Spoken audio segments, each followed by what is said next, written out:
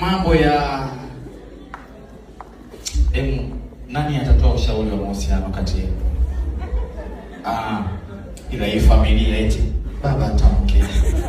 Karibu bro. Assalamu alaikum. Bwana Yesu asifiwe. Kwa majina naitwa Rajabu, nikiwa na familia yangu kama hivi. Kipekee kabisa singeweza kushauri, lakini tunachukua nafasi hii kupongeza my brother Wilson. It's a good step.